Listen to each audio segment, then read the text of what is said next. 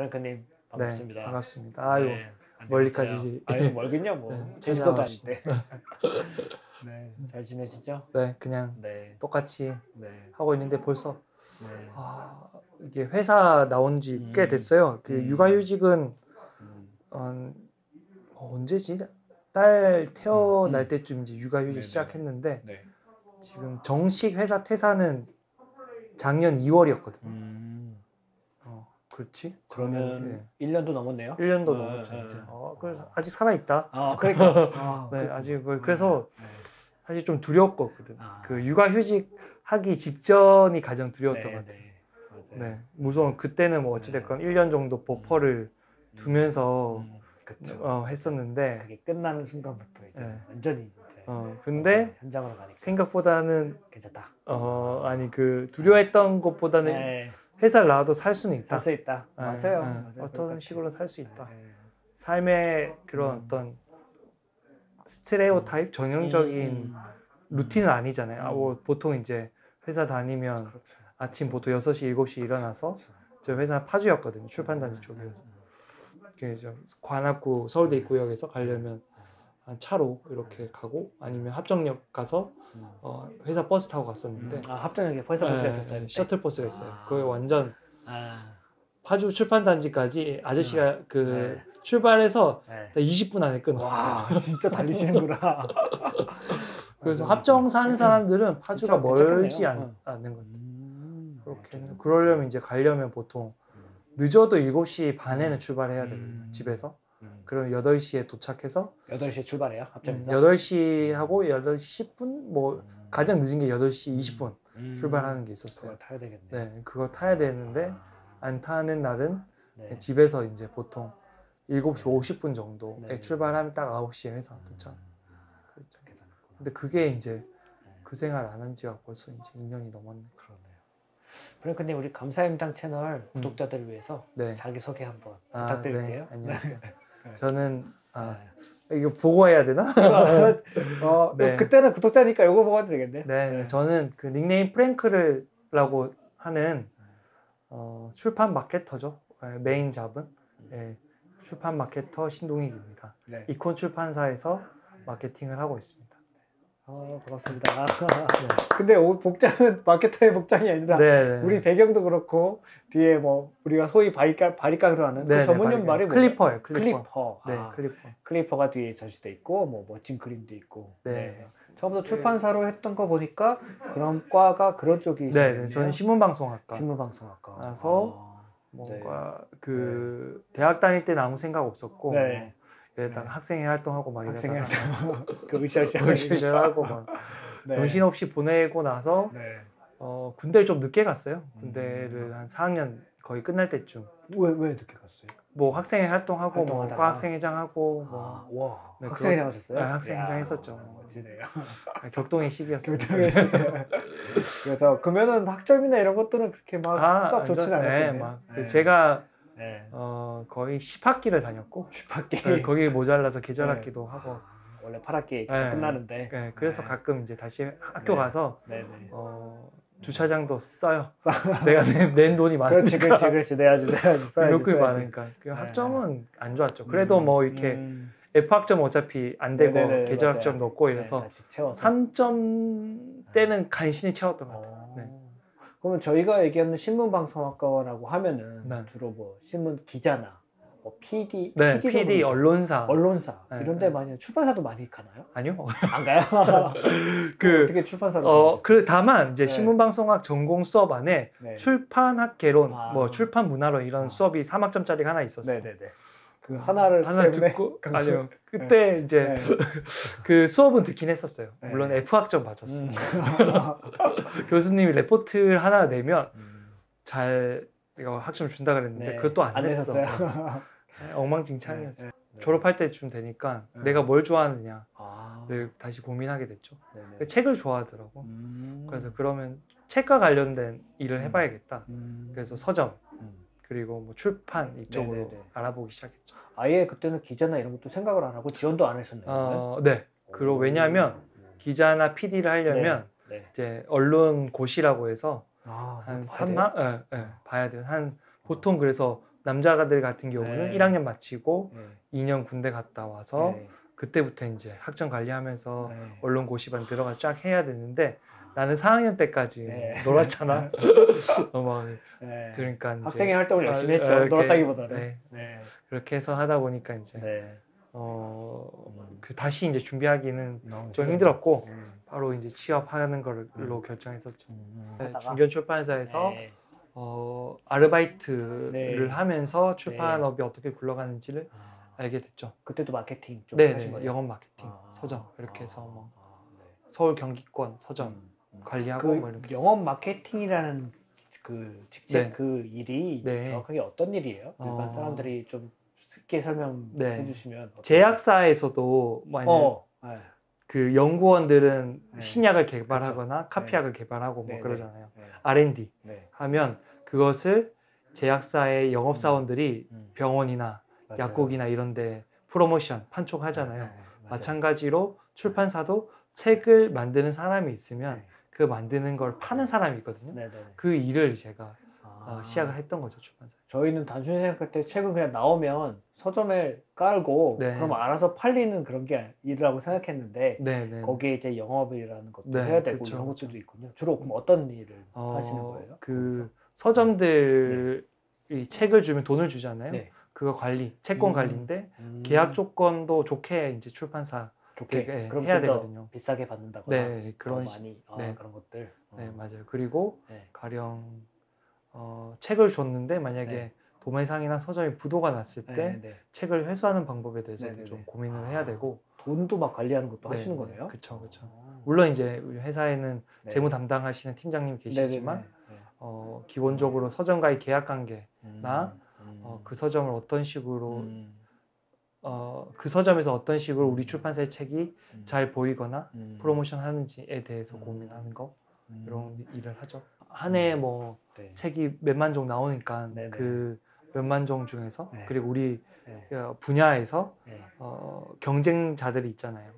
그 경쟁자들보다 어떤 식으로 더 잘 팔 수 있느냐 이런 것들을 고민을 하는 업이죠. 그러면 아까 처음 들어갔던 거기 출판사에서도 영업 마케팅을 하셨고 옮겼던 그 웅진에서도 똑같은 영업 마케팅을 했어요. 그때는 어땠어요? 웅진은 조금 더 저희가 알기로는 되게 큰 기업으로 알고 있는데 조직적인 어떤 그 선진화된 출판사를 지향을 하는 것이고 거기서 이제 나름 체계적인 영업 마케팅을 배웠죠. 그러다가 이제 현타가 오기 시작하죠. 왜 현타가 왔어요? 이걸 과연 내가 언제까지 할 수 있을까? 되게 재밌어서 책을 좋아해서 들어갔고 영업도 좋아하셨죠? 그때? 그때 힘들었었는데. 힘들었어요? 근데 나름 이제 뭐 그 책도 읽고 영업 마케팅 하는 것들에 대해서 정립을 하기 시작했죠. 되게 막 활달한 분들이 영업적 마케팅을 많이 하잖아요. 가서 막 사람들도 많이 만나야 되고. 그런 것들에서 우리 프랭크님은 약간 그런 쪽은 아니었어요? 그런 쪽 과거에 이제 출판 영업 마케팅은 좀 대인관계 좋고 술도 많이 마시고 이런 사람들이 좀 각광받는 분야였거든요. 그런데 이제 요즘은 온라인이나 아니면 온라인 서점이나 모바일로 책을 많이 사고 판매를 하다 보니까 과거에 그런 활달한 사람들을 요구했던 분야였는데 또 그렇지만도 않게 변하기 시작했죠. 온라인 프로모션이나 홍보 이런 쪽에 점점 무게추가 서서히 이동하고 있는 추세인 것 같아요. 다른 뭐 분야도 마찬가지겠죠. 그러면 어느 정도 맞으셨겠네요. 지금은. 그러면 그때는 그리고 그 사업 조직 자체가 그 어떤 회사에서 키워주는 사업 조직과 큰 부서 팀과 본부와 작은 본부가 있는데 여기서는 이제 어느 정도 한계가 있겠다는 생각을 하게 됐어요. 그런 쪽이 키워주는 부서가 아니라 아닌 쪽에 계셨군요. 크진 않았어요. 물론 이제 되게 그 이익도 많이 나고 잘하면 그런 본부였지만 한계가 있다는 거를 돌아가는 판세를 보니 알고 그리고 이 출판업에서는 회사에 남아 있어서 큰 돈을 벌기보다는 나와서 내 걸 해야지 돈을 번다. 그런 게 딱 보이더라고요. 그 월급 자체가 그렇게 뭐 이렇게 세지 않구나. 좋았어요. 좋았어요? 업계에서는 많이 주는 편이었고 괜찮았지만 그게 이제 네. 한계가 있다는 걸 알게 된 거죠. 거기에 가장 크게 적혀있던 책이 부자 아빠, 네, 간아빠와 부의 초월차선. 부의 초월차선. 네, 이런 거 보면 내가 네. 이게 월급의 한계 이런 것들에 대해서는 이제 뭐 의식적으로 알게 되기 시작했습니다. 그때가 한 7, 8년 정도 다녔던 그러면은 때였죠. 결혼도 하셨을 네, 때였고 네. 아이도 있을 때였죠. 아이가 네. 임신할 때쯤 네. 뭔가 이제 새로운 것들을 배우기 시작했어요. 가령 그게 이발이라든지 아니면 회사 이후의 삶에 대해서 과장 달고 나니까 네. 이제 회사 이후의 삶을 준비해야겠다는 생각이 벌써 과장인데요. 네. 이게 그 업종에 따라 조금 다른 것 같아요. 네. 근데 이제 출판업이라는 게 약간 컨텐츠 산업도 있고 제조업도 있는데 이제 이게 컨텐츠 산업 같은 경우는 40이 넘어가는 순간 크리에이티브하지 않아지거든요. 이게 좀 젊은 거네요. 네네. 제조업이나 이런 쪽보다는 그런 느끼는 게. 그리고 선배들을 보게 되잖아요. 네네. 그럼 내가 뭐 40 이후에 버틸 수는 있겠어. 그럼 45 이후에는 그리고 50이 넘었을 때는 어떻게 할 건지에 대해서 고민을 많이 했었던 것 같아요. 그러면서 이제 배웠던 게 부동산, 이발 이런 것들을 배우게 됐죠. 전혀 다른 분야의 걸 보게 되었네요. 책의 영향도 있겠지만 부동산이나 이발 그러니까 월급 이외에 어떤 식으로 돈을 벌 건지에 대한 고민을 조금씩 하기 시작했어요. 그때도 웅진 다니면서도 계속 했었고 강의도 듣고 주식하는 것도 그런 유명한 유튜브에 나오는 사람들 강의도 직접 오프라인 보고 오프라인에 가서 듣기도 하고 이 세상에는 다양하게 돈을 버는 사람들이 많구나. 그리고 가장 핵심적인 거는 직장 이후의 삶에 대해서 계속 고민했던 것 같아요. 어찌됐건 정년이 있는데 우리 회사는 짧을 것 같아. 그러면 내가 만약에 80, 90까지 산다고 하면 그 이후의 삶을 어떻게 살아가야 돈을 벌어야 되잖아요.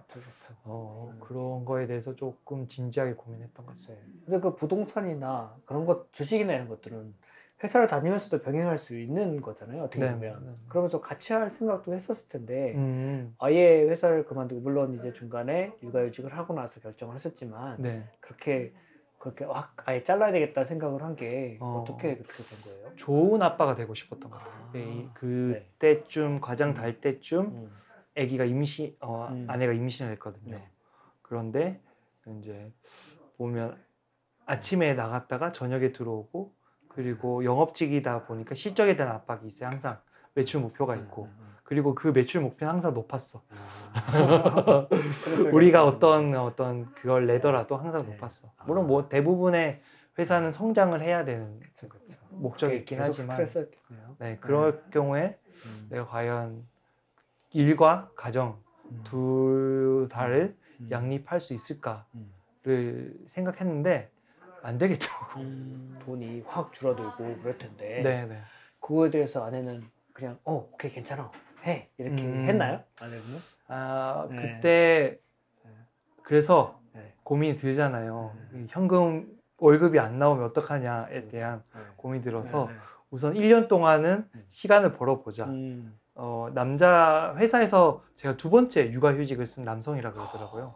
첫 번째 육아휴직을 쓴 분은 아프셔서 병가 대신에 육아휴직을 썼었고 그럼 거의 유일하다고 보면 되겠네요. 제가 근데 확실히 갤런티를 했어요. 1년 동안 육아휴직 쓰고 퇴사하겠다. 그걸 가지고 이제 팀장하고 협상을 했었고 그러면 어쩔 수 해라 이렇게 해서 그래서 했고 그 육아휴직을 쓰기 전에 월세 세팅이라고 하잖아요. 그걸 가지고 이제 했었나요? 했어요. 그래서 100만 원이 나오게 월세 세팅을 한번 만들어 봤어요. 돌이켜 보면 이제 그 시대 차이경으로 갔는데 진짜 근데 우선은 일단은 그게 안정적이었겠네. 직장인들은 그런 거에 대한 꿈이 있잖아요. 월세 세팅에 대한 꿈이 있었죠. 그래서 그거를 했죠. 그때 아찔하다 돌이켜 보면. 그렇게 해서 하고 육아휴직 수당이 한 100만 원 정도 8, 90만 원 나오니까 그러면 그래 우선은 어느 정도 살겠다 거기에다 그러면서 막 그때쯤 또 책도 막 독립출판이 붐이라서 그거 가지고 책도 내보겠다 이런 꿈이 있었고 그 때마침 육아휴직을 들어가서 텀블벅 펀딩을 했는데 네. 그게 또 잘 됐어요. 네. 그럼 책도 내신 거네요? 네, 네. 책도 냈죠. 어떤 책이요? 네. 요런 책을 냈었죠. 네. 독립출판 제작자를 위한 대형 서점 유통 가이드. 그래서 그때는 막 컨텐츠를 생산하겠다는 의지가 뿜뿜했었죠. 생산자로서. 그리고 제가 이제 이 책 그 출판 마케팅에 대한 책이 있었는데 독립 출판이나 이런 것들을 대형 서점과 브릿지하는 연결하는 책이 없었거든요. 그거를 이제 내서 시기가 잘 좋았어요.